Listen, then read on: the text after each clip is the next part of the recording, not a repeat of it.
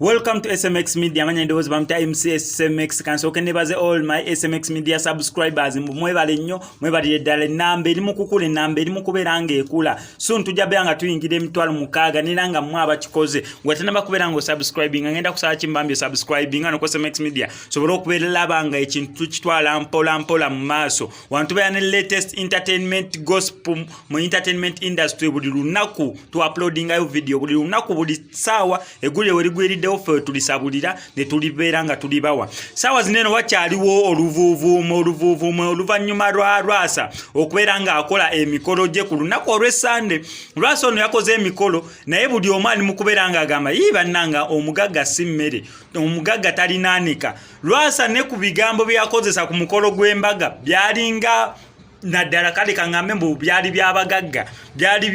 kuberanga baduula kubanga yagamba omukyala ku lunaku lw'embaga lwe ngamazo mukwasa akamotoka yamugamba akamotoka ntandikwa butandikwa ono omukyala omupya gwe yayanjula eyamwanjula nkozi omukyala yayanjula yes oyo omukyala yayanjula lwasa ewaabwe yamugamba akamotoka nkakuwadde nga ntandikwa naye wono nyiza ja kugattako omulala mu lwatu ng'ensi yonna ewulira so oyo omukyala yenna yagenzeeyo gwe bayanjudde n'akimugambirawo mu lwatu mbu wono nyiza mu bantu wono nyiza notandika okukola binene bintu byestategeera nze nga nyingizaawo omulala amakulu mu kyo lwasa oyo si yeggwe yasembeyo okubeera nga ayanjula oba nga awasa bangi bakyasobola okubeera nga awasa okuggyako ng'oyo omukyala gwe yayanjudde yeeyisizza bulungi nnyo ekyo kitutwala ku story ya Diana waliwo n'ekifaananyi ntandise okubeera nga kisatulatinga naye wengezezaako okulaba nga noonya information ku oyo omusajja omuzungu Diana gwe yali naye mu ekyo ekifaananyi kiteeberezebwa okubanga ng'oyo sigenda kuba conclusive information naye nze wennoonyeza ku oyo omusajja kiraze nga oyo omusajja alina restaurant oba emanyikiddwa nga Nuwa restaurant kubanga ne kwero olunaku lwe beekubye byefaananyi kyayika yali grand opening ya restaurant eyo kati oyo omuzungu abantu gwe batadde mu kifaananyi nti ayinza okubeera nga ye replacement wani wa lwasa naye ebifaananyi si kipya go ge mazima kubanga ekyo ekifaananyi ngenza okukeberamu akayivu nga kiraga mbu kyadda eyo yali grand opening ya yeero olunaku oba restaurant eyo gye bayise Nuwa restaurant ate mu kukebera oba n'okunoonyeza nga kiraga ng'eyo restaurant ey'oyo omusajja omuzungu kati buli kimu kiri possible kubanga sinze Katonda ate sinze Diana sinze oyo omuzungu oluvannyuma kubanga ebyo byaliwo nga lwasa kyayika akyali mu kifaananyi oba akyali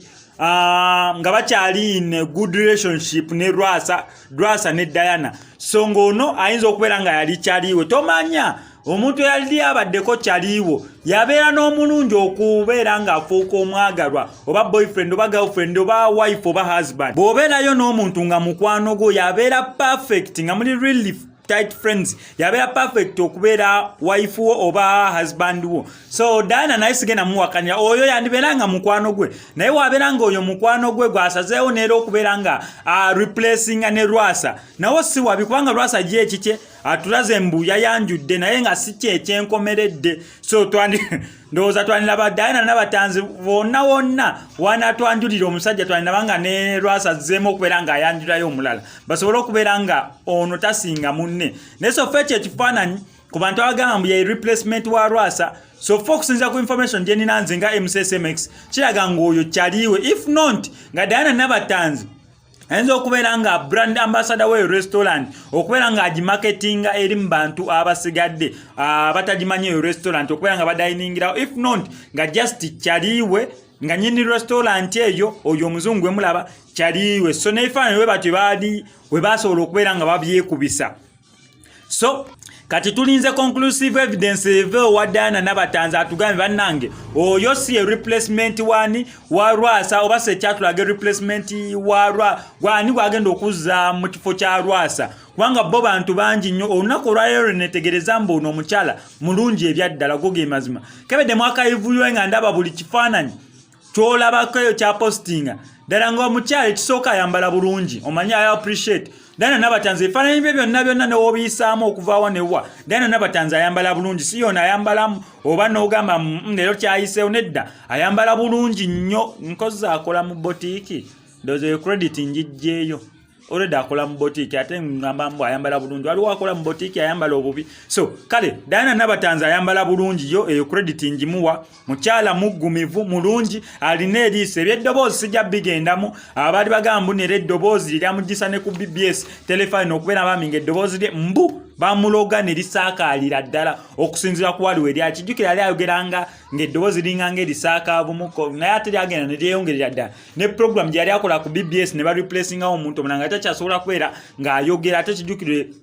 ku TV ne radio obeera okozesa ddoboozi nnyo okubeera ng'ocommunicating eri abantu so Diana Nabatanzi tukwagaliza birungi kwoyo yenna gw'ogenda okubeera ng'otwanjuliranga replacement wa Rwasa ate ne Rwasa naye tukwagaliza birungi ate katusabire oyo omukyala eyakwanjudde aleme kukola bikyamu nnyo omuzzeeko omulala kubanga munnangi abagagga mukitulaze obeera gade story yange gyenkoze bamikankusaba subscribing ano kwa SMX Media tubera ne updates buli kaseera mu entertainment industry ne mbuli lunaku MCSMX I sign out.